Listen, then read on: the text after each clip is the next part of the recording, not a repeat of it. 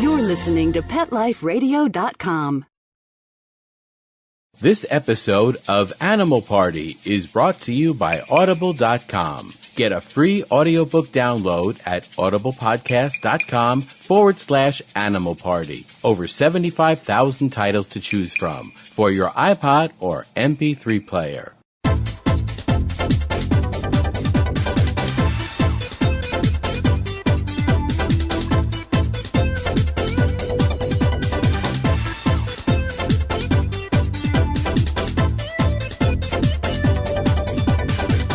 Hello! Welcome to the Animal Party. We've got a great show for you today. In fact, we've got a blind show for you today. We're going to be turning out the lights and putting blindfolds on everybody and letting some pretty spectacular dogs guide us around the party today, because we're going to be talking to Barry Dunner, who's a fundraiser and works for the BC Guide Dogs for the Blind. And so we'll be talking to him, but we're also going to be talking to him about something different, something new. They are working on helping kids with autism with these seeing eye dogs. So we're going to talk about that and find out just how that works and which dogs go where and how they make those decisions and what it's like to blindfold yourself and have one of these dogs walk you around and how the whole thing works. So that's what we'll be doing at the party today. But before I get to that, I wanted to read you a paragraph from a book I was reading because I just thought it was so funny. And it's called A Year in Merde. Merde means poo, by the way. So A Year in Merde by Stephen Clarke, and it's about his trip to France. And there's one paragraph in here that is so funny and so appropriate for a dog show. So here we go. Instead of my joke of the day, we're going to do this today. I'm reading from page 41, and here we are. This, you see, was my disease, an uncanny ability on the part of my feet to home in on the nearest dog merde. The more I tried to explore Paris, the more I messed up my shoes. According to an article I found on the internet, I wasn't alone. Every year, 650 Parisians end up in the hospital after somersaulting over a sample of the 15 tons of poop dumped on the city streets by its 200,000 dogs. 200,000, I thought. That's more than Genghis Khan's army. Okay, so if you want to pick up this book, you can find it in used bookstores most likely. It's a terrific read. It's really funny. It was published in 2005, A Year in Merde by Stephen Clarke. And there's all through the book, he talks about dogs and the dog poop situation in Paris and in France. And if you've ever been to France, you'll notice there's dogs everywhere. Dogs in restaurants, stores, bars. They're everywhere. The people who own the bars and the stores and the restaurants have their own dogs there. There's dogs in truckers and taxis and really dogs everywhere. So apparently there's dog poop everywhere, too. Where there are dogs, there is dog poop. All right, so we're going to go hear a word from our sponsors, and then I want you to come back to the party. I'm just topping up all the water bowls because we're going to be visited by a whole bunch of retrievers, and we're going to learn about guide dogs for the blind. Come back to the party. Don't leave this party before it's over because the best is yet to come. Only losers leave the party early anyway. Party on. Back in a few. Hey boy, how you doing?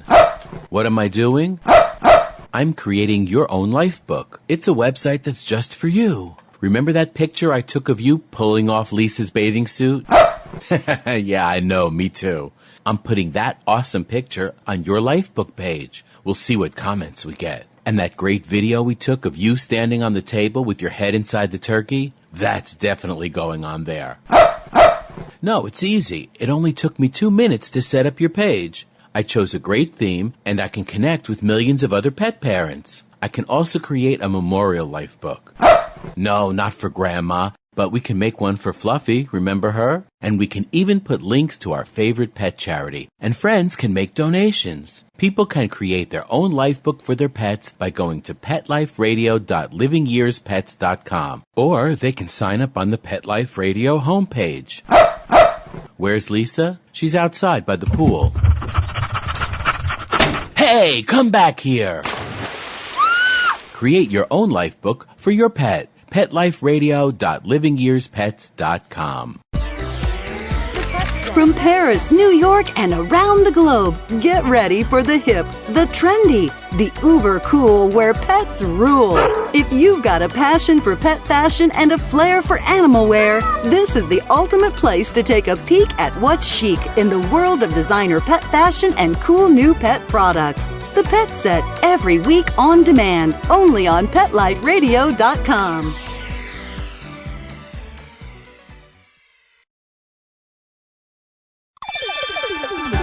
Let's Talk Pets on PetLifeRadio.com.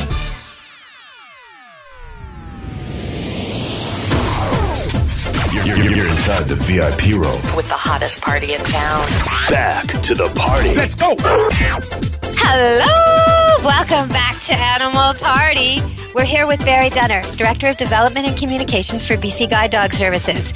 And welcome to the party, Barry. Well, thank you so much, Deb. It's great to be here.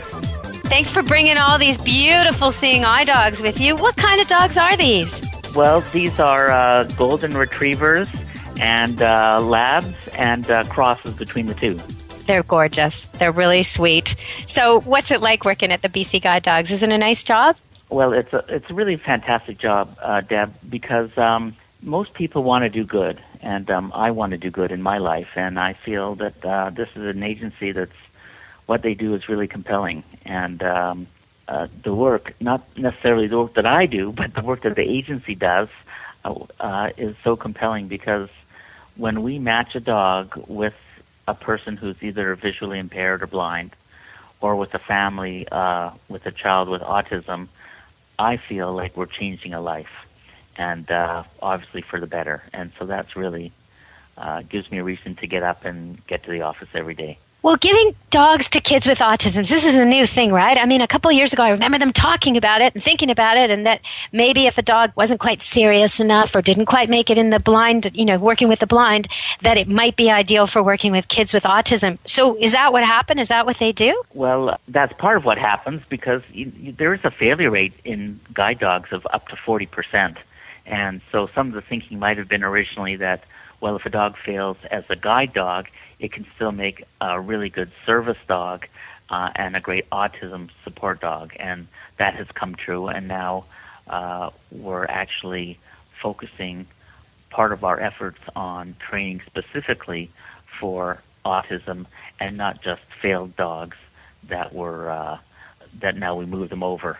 Okay, well, when we say failed dogs, I want to just let people know that when a dog fails out of a program like corrections or police or seeing eye dogs, that's not a failure dog. This is a terrific dog. This is a brilliant, hardworking, exceptional dog, a dog that was chosen because he was well and above all his peers. He just might not be quite serious enough, or there might be some reason, maybe not big enough, maybe too small, too big.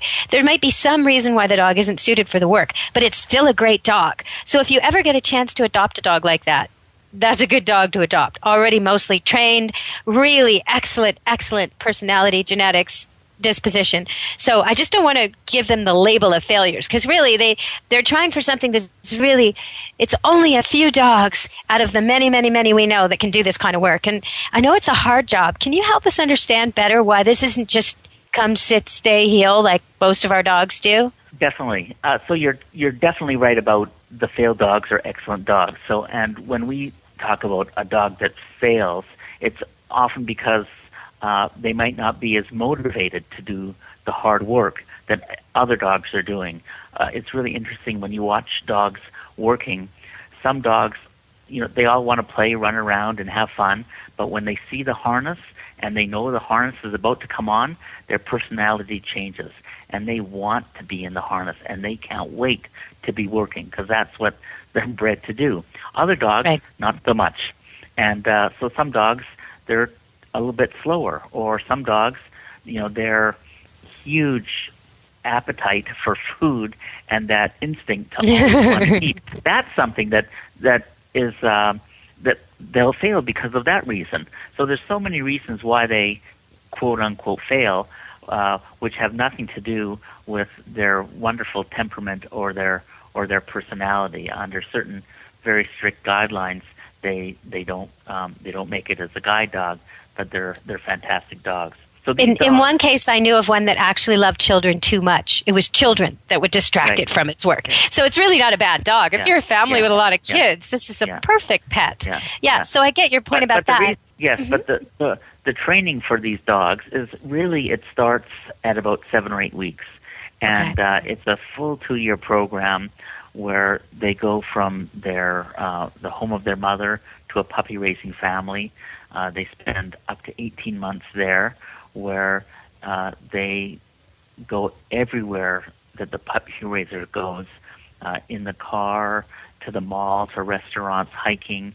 So those are the dogs people see around. They're usually young, That's immature dogs, and they're wearing a little blanket type thing, looks like a jacket, and they get to go everywhere. They're in the airport, they're in the doctor's office, they're everywhere, because they're learning how to behave in public. Exactly. So during that process, they're also getting training every 2 weeks. So it's not just like they're running around everywhere.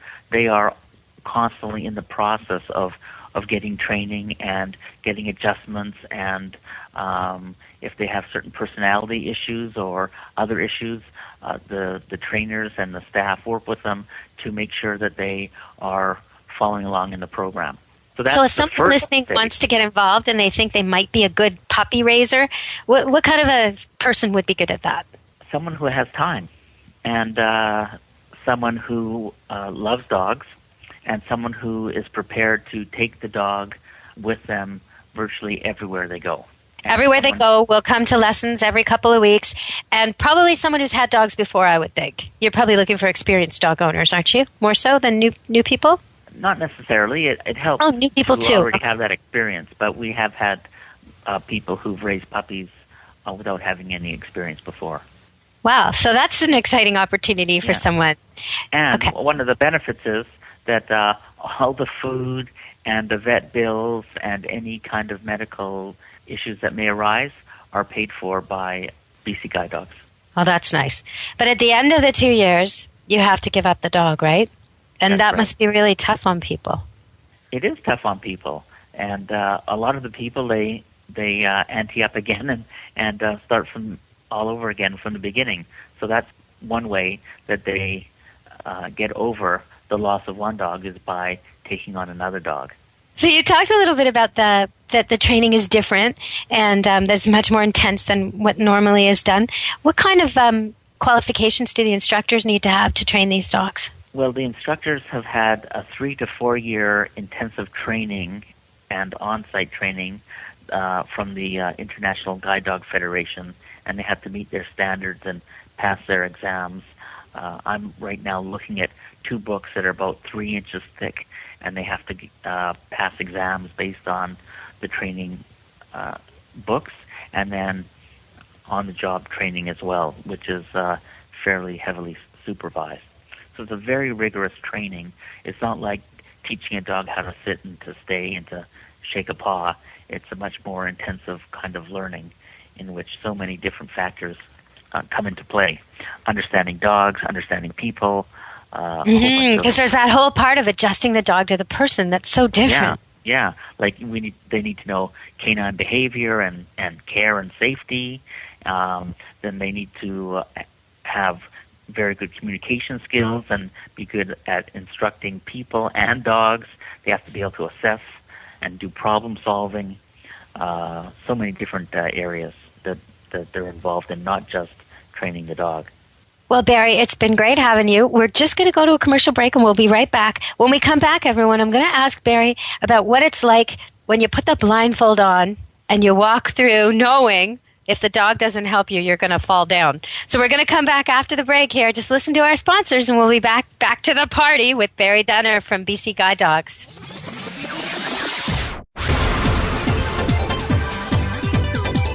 Don't go anywhere, because the best is yet to come. Stick around. Hey, love to read, but just never seem to have enough time to sit in one place long enough? For all of us on-the-go people, Audible has the answer. Best-selling audiobooks for your iPod or MP3 player.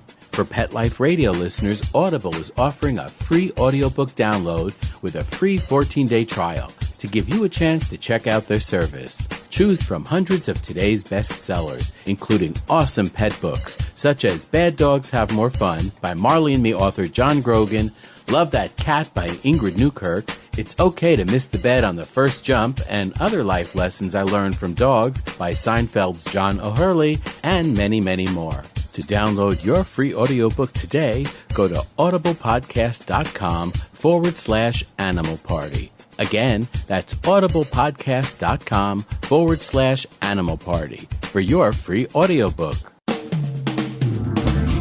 Hi, this is Marcy Davis and my service dog Whistle, and we're your hosts of Working Like Dogs on Pet Life Radio. Working Like Dogs is the show where you can learn everything you ever wanted to know about working animals or working dogs. Whether you're a member of a working dog team or you've just seen a working dog or animal out at the mall or the grocery store and you're curious about how these amazing animals work with their human partners, then Working Like Dogs is the show for you. Join us for the inside scoop at Working Like Dogs on PetLifeRadio.com.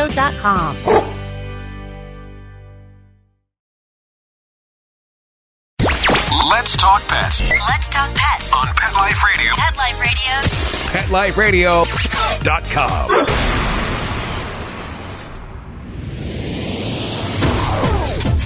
You're inside the VIP room. With the hottest party in town.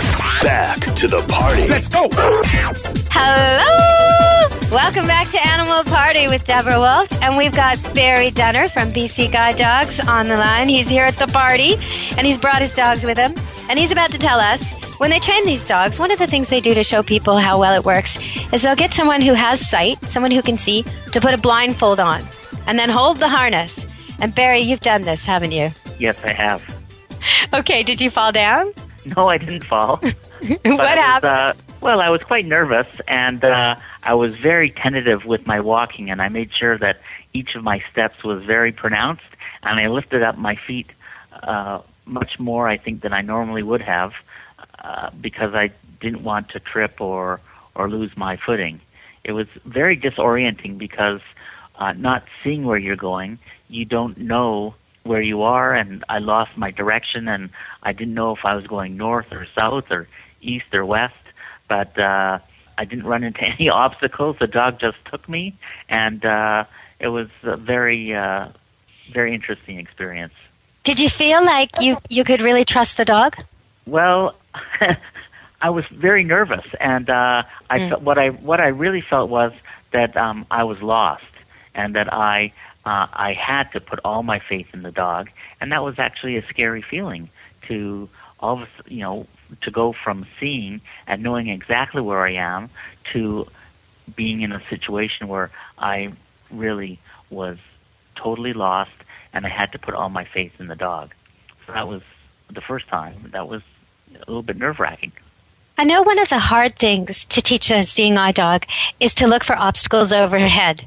And that's because a dog's only 2-3 feet tall, and we're 6 feet tall. So a branch going down that would hit a tall man, it would never hit a dog. So it takes a while. And I remember doing a show with Bill Thornton from BC Guide Dogs before, and he explained to me that what they do is they actually, the trainer who has sight wears a blindfold and walks the dog, and they actually fall down. They let the obstacle hit them, and they fall down over and over until the dog feels so bad for the person that he starts looking up in the air to make sure there's nothing up there. And it just struck me so much how much these dogs care about the person they're taking care of. It's not just that they're doing it for cookies. They really care, don't they? Amazingly so, they care. The relationship is more than just the business relationship. These animals live 24/7 with their owners, and they even sleep in their room. So many families or owners don't let their dogs sleep in their bedroom or near them. Well, these dogs do. Mm-hmm. So the relationship is so profound. As much as anyone in their family have a relationship with the dog, this is even more so. It reminds me in a little way of back in our own history when none of us had cars and we had to rely on a horse for transportation. If you lived in a remote area and you actually needed that horse, you needed that horse. If you didn't take care of that horse and to really, really take care of that horse, then it wouldn't be able to take you, to the hospital when you needed it or to the market or whatever. And it reminds me of that kind of codependency where it's more than just an animal or a pet. It's life. I wonder how many people are waiting to get a dog and can't get one, or how long's the wait for them? Well, right now, for guide dogs, there are over 30 people on our wait list, and that's about a 2-year wait. And for autism support dogs, there are 12 or 13 people waiting, and that, too, is about a 2-year wait list. So a lot of people are waiting, and we wish we had the resources and the dogs to supply everyone, but we don't. Well, what do you need more of? Do you need more money? Do you need more people? What do you need more of? Well, yes, we need more money. Okay. And we need more trainers, and we need an infrastructure that will accommodate it. It costs about $35,000 to raise a dog, and we do the simple math. We raise approximately 20 dogs a year, and we divide it by our full budget, and that's the cost to train a dog. So it's around $35,000 a year, and in order for us to expand our program, we need more trainers, more facilities, and in order to do that, we need to raise more money. So then we need to create more fundraising and development and those kinds of awareness activities so people know who we are and what we do and how profound the work is, so that they'll get interested and motivated and they'll support us, because we don't charge for the dogs. The dogs are matched with deserving clients, and they're basically a gift from our agency to the client. Wow, that's amazing. It makes me think of in England where prescription dogs, you can get a prescription dog if you're over 65 in England. You just get a prescription from your doctor and then you're allowed to get a dog. And then the government actually pays for some of its food, its vet bills, all kinds of stuff. Because they figured out that people over 65 who have a little dog use the system far less. That it's actually cheaper for the government to pay for your little dog than it is if you don't have one and you're constantly going in and out of the doctor's office and seeing this and needing that and needing help with this and that. So I wonder, when you talk about $35,000, I wonder, like when I think of someone who can't see or doesn't see well and the difference it makes to their life, okay, we think emotionally the difference, but that's probably the difference between being able to work and not work. It's that, so how much does it save our system really to get that person working and contributing, and not just in the quality of life and the feeling type of ideas, but monetarily? I bet you we're saving on each person that gets a dog. Well, you're right, and that's an excellent point, because over 65% of blind people are unemployed, and there's a huge cost to the economy. Also, people who are blind or visually impaired often are very isolated. They're not mobile, and when you're isolated and stuck in your home and you can't get out, then you get depressed more often. And so then you go to the doctor more often. And they've done studies that show that blind and visually impaired people that are isolated, they end up at retirement homes and assisted living homes 3 years earlier than people with guide dogs. So the issues that the guide dog resolves, the mobility, the independence, the companionship, all these things do have a cost, and it is quantifiable, but I don't know of studies that have actually quantified how much can be saved by having a guide dog. People often fall down more often and break their hips more often than they do when they have a guide dog. So, well, yeah, you can think of so many things: injuries, illness, inability to get to your appointments, the cost of the other people who are taking off work to get you to where you need to go because you don't have a dog. I mean, it snowballs from, if the person doesn't have a dog to help them, they lose their independence, but so does their family, really, because everybody has to come and collect this person. You have to be the dog for this person, really. And it's just I can't imagine having to ask, I mean, even in a small way, as a woman who likes to run, I like to run outside. If I don't have a dog, I have to beg other people. Beg them to come with me, hope they want to go when I want to go, hope they want to run as far and as fast as I do and not further and faster and not shorter and everything has to be compromised. Whereas if I go alone in the woods, I'm asking for trouble, right? I'm not safe. So I need a bunch of women or a man to go with me or a dog. And I've never met a dog who didn't, every dog I've ever had, I say, you want to go for a walk? And he says, yes, now is a perfect time.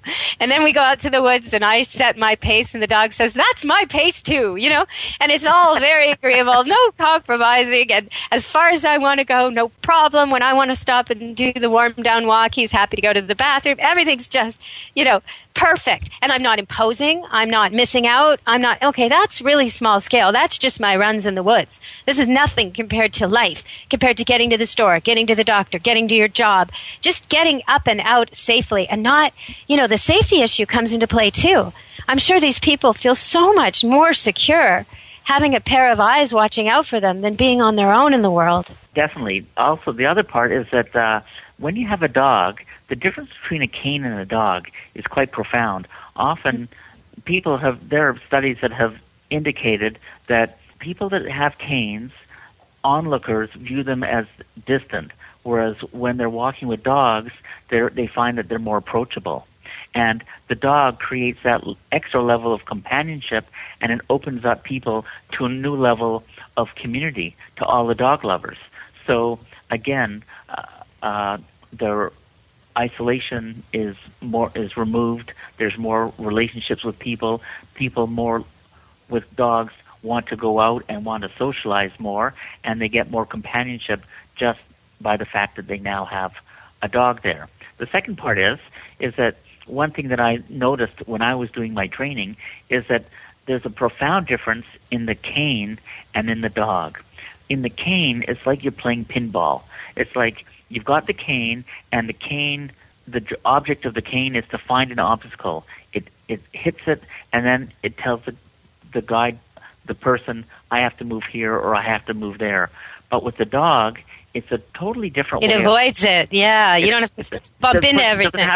The person doesn't have to think about bumping into anything. It's not a pinball machine. The dog takes you around the obstacle. You don't even know that the obstacles are there. You can focus on the walk, on the air, on the breeze, on maybe listening to the cars or the people that are around you. So it's a totally different experience walking with a dog and with a companion than with that stick that you're constantly, every second, having to be concerned about what you're going to bump into, and then once you hit the obstacle, which way do you now go to get around it? So, well, and you know what? When you said before that the difference is the impression of people with the cane are viewed as not as social or warm. And that makes me think, well, of course not. If they're sticking this stick out, you don't want to get hit by the stick. You're trying to stay away from them. I mean, just the mechanics of it. Whereas with the dog, they're gently guided through the traffic. The way a motorcycle goes through rush hour traffic drives us all crazy in our car sitting there still. You know, the seeing eye dog just swishes through the people, and the person without sight can be almost touching the other people. There's no problem with that. They can be in a crowd as opposed to having this stick constantly separating them with a zone. You know what I mean? Like, it's really huge difference. Yeah, it's a huge difference. I have to tell you a great story. Just last Friday, one of our clients and his dog was who lives downtown was on Davie and Butte Street in Vancouver. Okay. And that's really, really urban. For people listening, that's like really urban. High rises and buildings and construction going on all the time, and taxis and traffic and shoppers and tourists, and really downtown. Okay. Yeah. And at this light intersection with the light, there was no audible signal that told the guide dog user when to cross.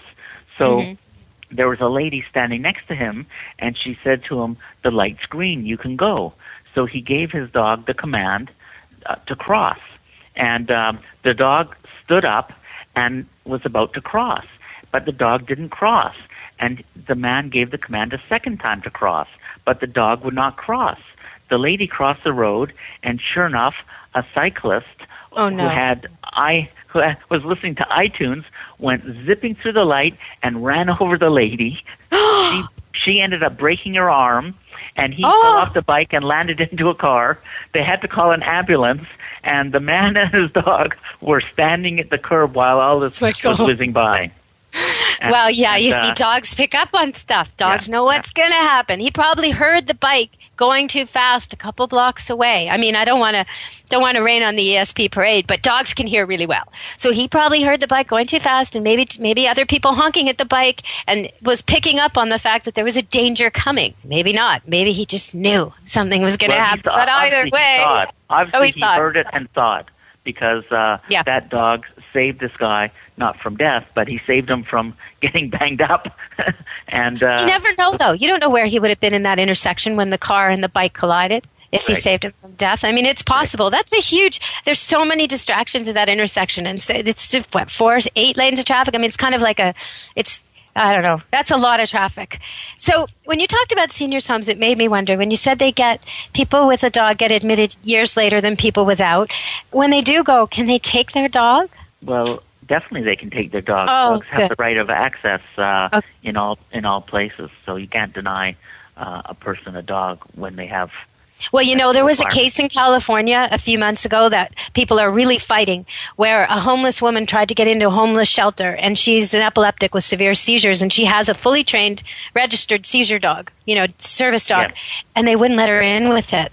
And so she was refusing to go to the shelter because she was saying, you know, I can't function without him. You're not going to help me. You're not going to help me when I have a seizure. And you're not going to do what I need doing. And even if you did, then when my time is up here and I have to go out in the street again, then what do? I can't afford another dog. And it was a really huge issue. So I'm so glad to hear that they can bring their dogs with them. Is there anything else you want us to know about Seeing Eye Dogs and about BC Guide Dogs for the Blind? Is there anything important for our audience?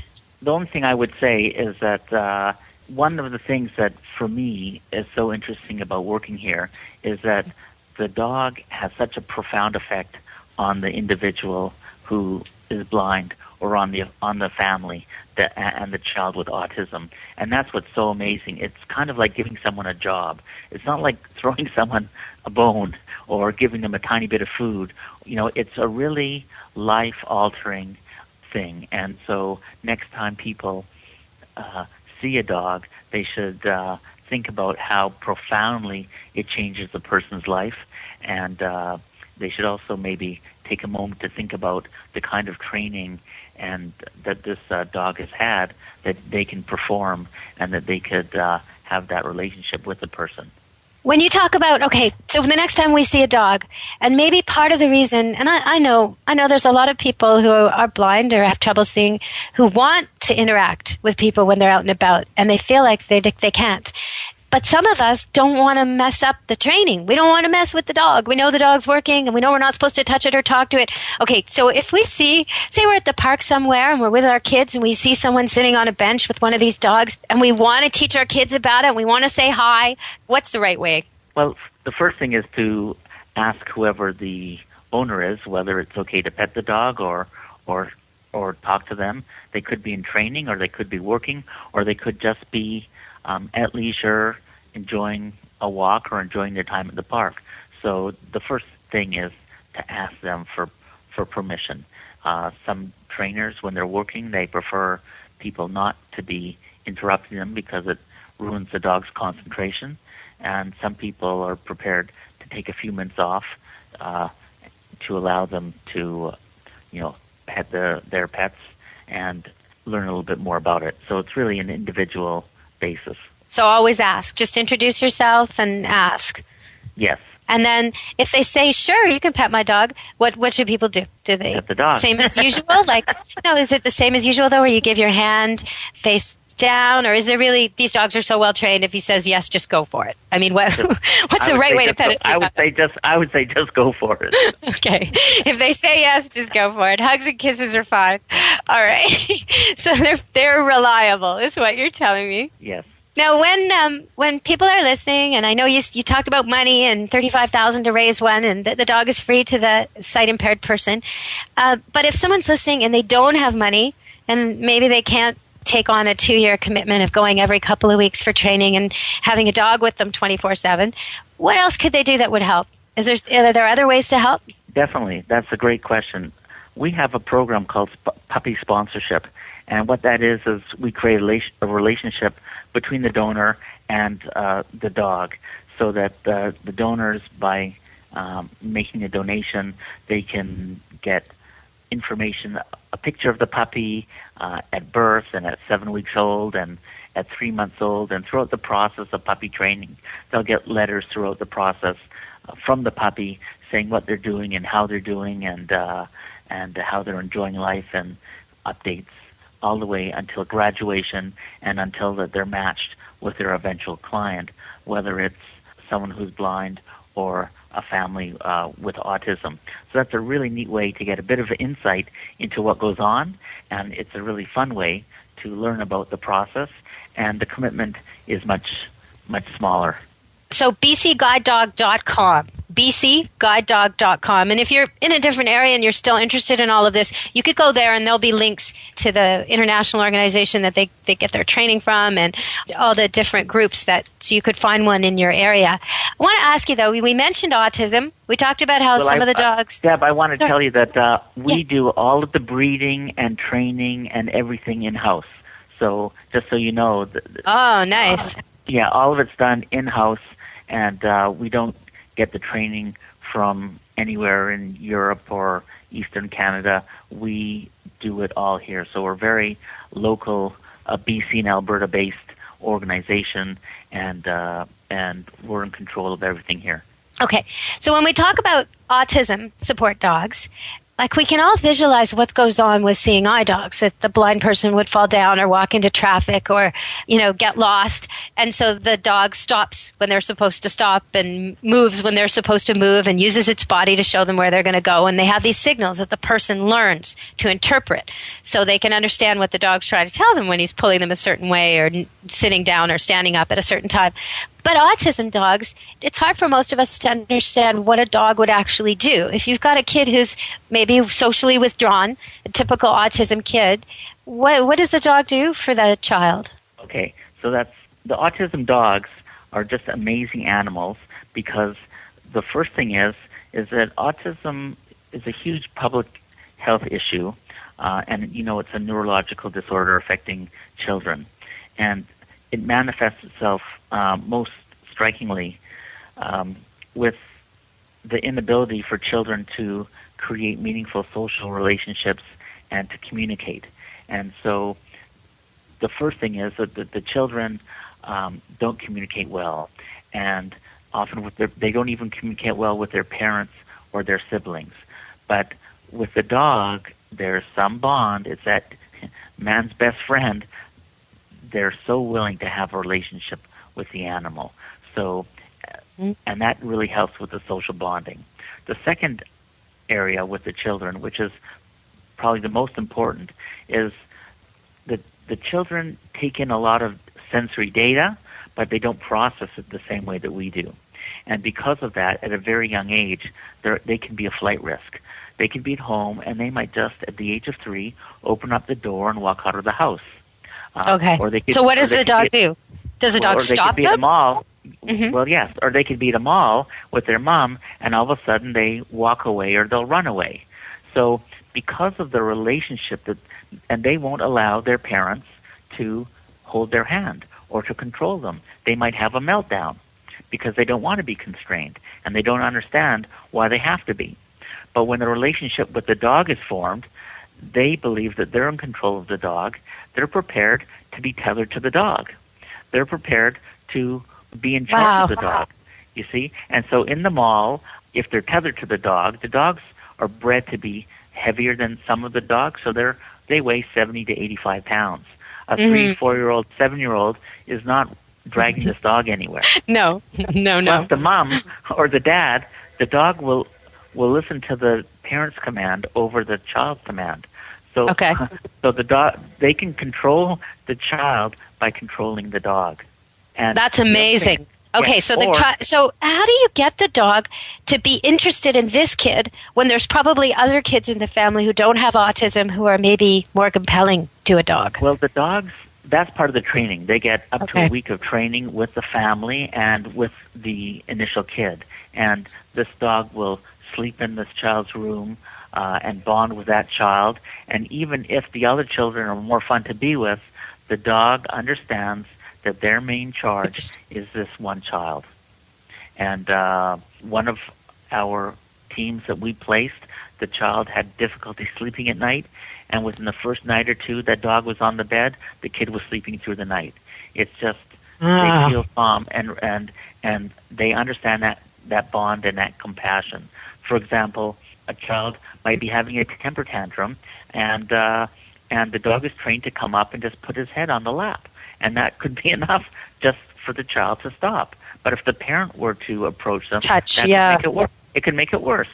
The children often have nervous tics, or they, will scratch themselves or have nervous self-gratification.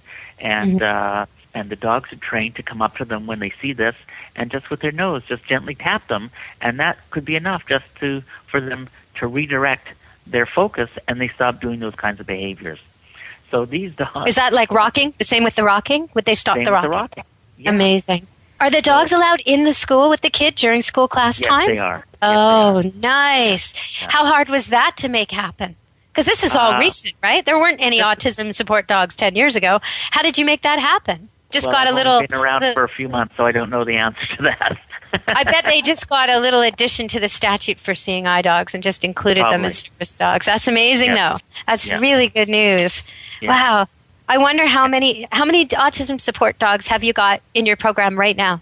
Well, we've graduated 10, and and we've got a couple more in the works right now. One of the other amazing things about the autism support dogs is that because these children have great difficulty communicating and socializing, and even in school they don't have that many friends, they bring in a dog, all of a sudden they get more friends. Or they're in the mall and they're so proud of their pet, someone might come up and say, "Oh, what's the name of your dog?" Well, all of a sudden this child is saying, "Oh, my dog's name is Freddie." And it creates a bit of this relationship. It creates communication. And so we're finding that the children are growing significantly because there are more opportunities for relationships. When I And worked the with dogs got that. horses, I once saw, I wasn't taking part in this, but I once saw a session going on with an autistic child and a couple of care workers and a giant, very, very large workhorse. And the child was being rewarded with the perk of being allowed to groom the horse. The kid really wanted to brush the horse. That's what the kid wanted. And he was only allowed to brush the horse when he did what the care workers wanted him to do. There were things like look at them and talk to them and just very basic things that the kid was struggling with learning, you know. And I wondered, is that part of this? Does the child have to earn the right to in the training that goes on, or is that not part of this? Well, that's not part of the training, but each family has their own special requirements of their children, and each child is at a different level of autism, so each family has to decide for themselves. Some families have the children feed their dog and groom the dog, and they all have different relationships and requirements, but it's the common pattern seems to be that the children enjoy the relationship with the dog and taking care of the dog. It turns out it's their best friend. Does it ever happen that you get a child who's so severe that it's a little bit dangerous for the dog or aggressive with the dog? And if so, what do you do? Is that child just not suitable, or is there ways, do you work on that? Is that part of the training? Well, that would be part of the training, and it's possible. We monitor the situation, and if it's not working out, then it's possible for us to take a dog away. We haven't ever had to do that. We do have one child who's about 9 years old now, and her level of cognition is approximately that of a 2-year-old.